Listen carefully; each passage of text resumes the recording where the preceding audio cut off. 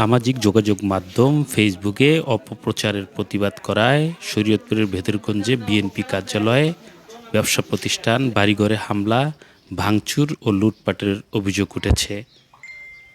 হামলায় অন্তত ১০ জন আহত হয়েছে। আহতদের মধ্যে মোতালেব মল্লিক ও ফারুক মল্লিককে শরীয়তপুর সদর হাসপাতালে ভর্তি করা হয়েছে।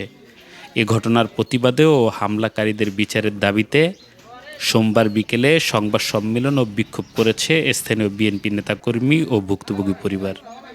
এর আগে রোববার রাতে উপজেলার সখীপুর থানার ডিএমখালী ইউনিয়নের চর পাইয়াতলী আলী হোসেন সর্দারকান্দি এলাকায় এই হামলার ঘটনা ঘটে।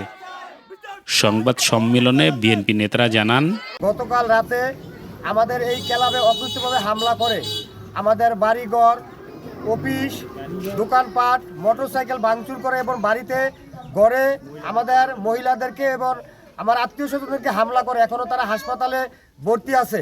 আওয়ামী লীগ যারা এখানে আছে তারা গতকাল রাতে অনেক জায়গা থেকে আওয়ামী লীগ ভাড়া করে এনে আমাদের অফিসে হামলা করা হয়। অনেক জায়গা থেকে আওয়ামী লীগের লোক অনেকভাবে বিভিন্নভাবে ফেসবুকে আমাদের নামে গুজব ছড়াচ্ছে। গতকাল রাতে যে ক্ষয়ক্ষতি হয়েছে সেখানে প্রায় লাখ ২০ টাকার মালামাল নষ্ট করেছে। এই হামলাকারীদের অতি শীঘ্রই আইনের আওতায় তাদেরকে আমরা দেখতে চাই। বিএনপির প্রাণকেন্দ্র আমাদের পার্টি অফিস। এই পার্টি অফিসে আওয়ামী লীগ দোসররা অতর্কিত ইফতার বাদ হামলা চালায়, ন্যাক্কারজনক হামলা চালায়।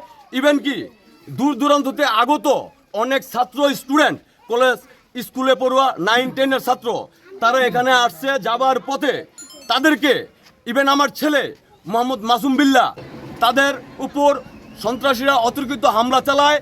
আবু চেয়ারম্যানের নেতৃত্বে আর আবু চেয়ারম্যানের বাইরা আলামিনের নেতৃত্বে এই হামলা চালানো হয়েছে। কালকে ইফতারের পরে আমরা মায়েরা ভুতরা গরম বেরিয়েছি, আমার জামাই তাই বাহিরে আর দিয়ে আমার সব ভাঙতে আছে, ছুটতে আছে। আমার দরজা ভাঙ্গা এবারে আমার পোলারে দাও করছে, এবারে যে হাত কেটে লাইছে, এবারে আমার চাবি নিয়ে আমার 10 ভরি স্বর্ণ, 3 লাখ টাকা আবার সব নিয়ে গেছে।